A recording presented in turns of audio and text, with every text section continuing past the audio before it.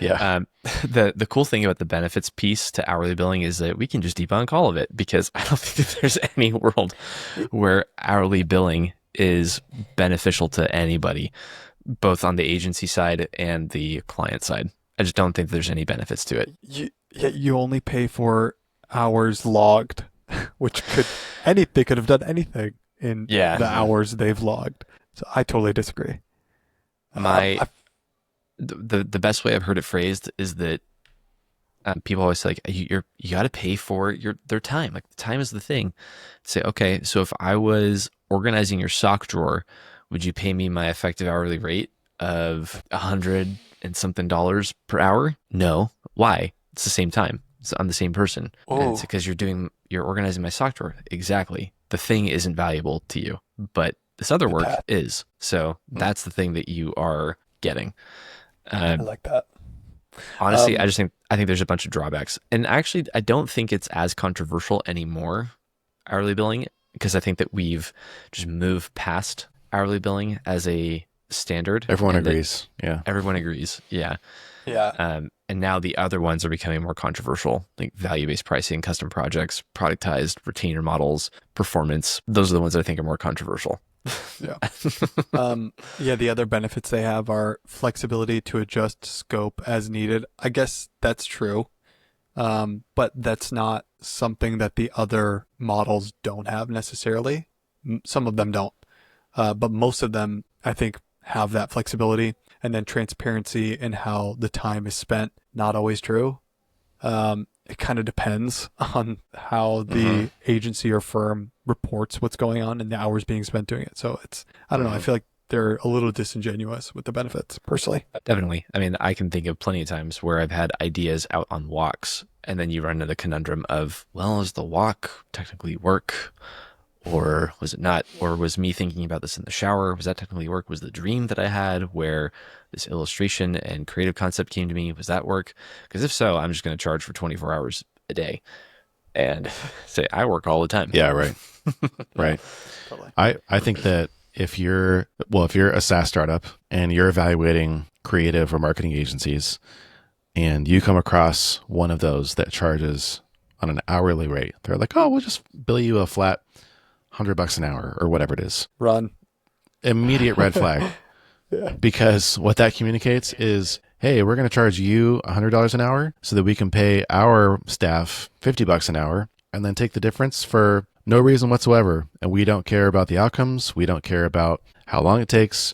We don't even care what you ask us to do. All we want to do is fill the hours. And I've been there. I've hired agencies who charge hourly. And I say, okay, and then every time you have to ask for work that's maybe above the like minimum number of hours that you've agreed on per month, then I have to ask the question, well, how many hours is this going to take you guys? And then they're like, oh, well, it could take 4 or it could take 12.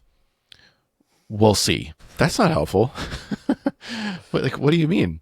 Yeah. And so like you said, it goes back to the same question of like, well, what is the thing that I want done? Why don't you just charge me for that? Because I don't care how long it takes for you to do this thing. I just want the thing done. And it's always better for me as the buyer, as the person hiring the marketing or creative agency, to pay for less hours, because that means that I get it faster and I'm probably spending less money, and it's less hassle for me to like scope out and quote and ration for whatever I'm willing to pay for. Yeah. Okay.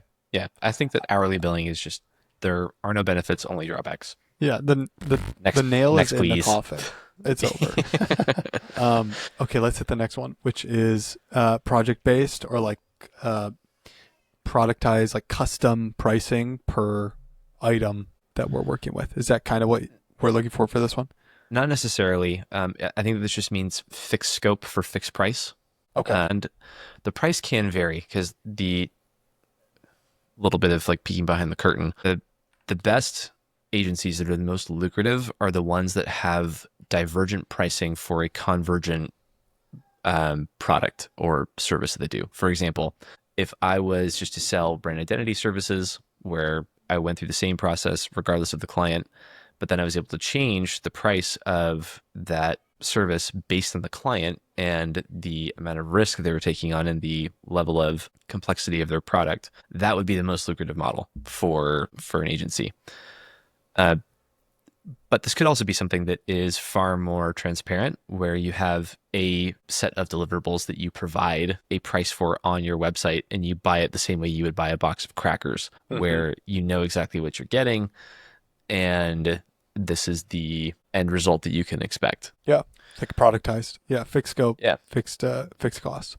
And I think that this has a really good balance of benefits and drawbacks, which is a good thing. Yeah, I think the benefits associated with these for the agency, and for the buyer are like pretty good.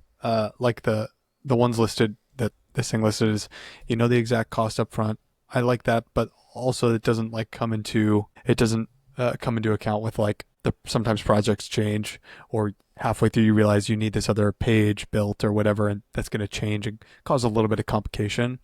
And then specifically the last benefit listed, which is the agency is motivated to work efficiently.